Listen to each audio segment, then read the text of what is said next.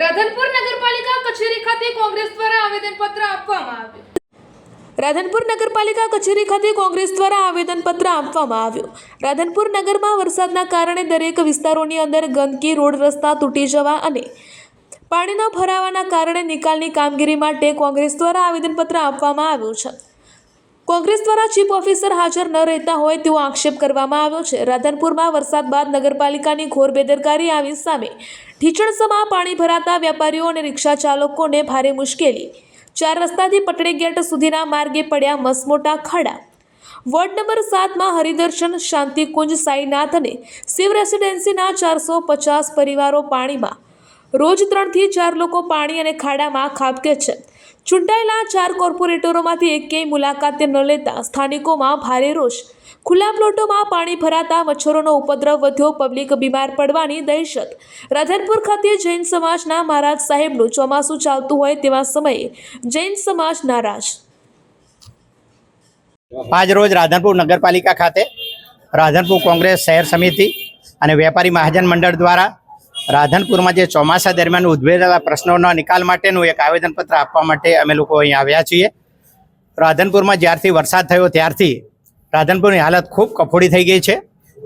એક પણ રોડ રસ્તો અત્યારે બજારમાં આવી શકાય એવો નથી. ત્યારે વેપારીઓના ધંધા પણ બહુ તકલીફમાં મુકાઈ ગયા છે. ત્યારે અને આમ પ્રજા જ્યાં નીચાણવાળા વિસ્તારો હતા ત્યાં પાણી ભરાઈ ગયા અને આને કારણે અને 1.5 વર્ષથી જે આ ભારતીય જનતા પાર્ટીની બોડી એ નગરપાલિકામાં બેઠી છે ત્યારથી આ 1.5 વર્ષથી એક પણ નોંધપાત્ર કામ આ નગરપાલિકાએ કર્યું હોય એવું લાગતું નથી.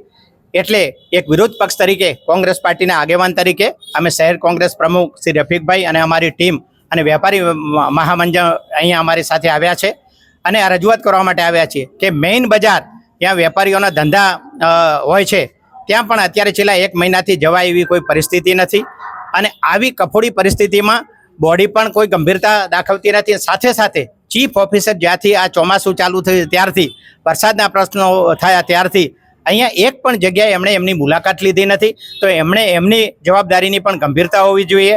આ ગંભીરતા એમને બતાવવા માટે અને પ્રજાના પ્રશ્નોનો ઉકેલ લાવવા માટે અમે આજે નગરપાલિકામાં આવ્યા છીએ.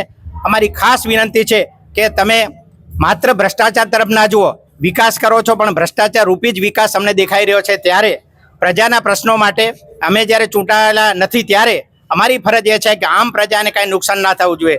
આ ગામનો વિકાસ થવો જોઈએ અને વિકાસ ના થાય તો તમારે તમારી જવાબદારી સંભાળી અને રાજીનામું આપી દેવું જોઈએ. ખાસ મારી કહેવાની વાત એ થાય છે કે શહેરના શ્રેષ્ઠી અહીંના કુળગુરુ કહેવાય એવા જૈન સમાજના અભયસુરી મહારાજ જ્યારે બિલકુલ ધંધા કરી શકતા નથી, રિક્ષાવાળા રિક્ષાનો ફેરો કરી શકતા નથી, 4 રસ્તાથી કોઈ પણ પેસેન્જર બજારમાં પાટણી ગેટ સુધી આવી શકતું નથી. અને બીજું કે ખાસ મારે કહેવાનું કે ward number 7 Haridarshan society, Shantikunj, Sainath અને શિવ રેસિડેન્સી 400 થી 450 ઘર છે જે રાધનપુર નગરપાલિકા વિસ્તારની અંદર આવે છે, જે ટેક્સ ભરે છે. એની અંદર એટલી કફોડી હાલત છે કે આ એટલું પાણી ઢીચણ સમૂહ ભરાઈ ગયેલું છે અને ખાડા એવા છે. અમે મારી ઓફિસ એની બાજુમાં છે, હું દિવસની અંદર 3 થી 4 વ્યક્તિને તો પડતા જોઉં છું. બરાબર, એટલે તાત્કાલિક એમને પાણીનો નિકાલ કરવા માટે અમે રજૂઆત કરવા પણ આવ્યા હતા.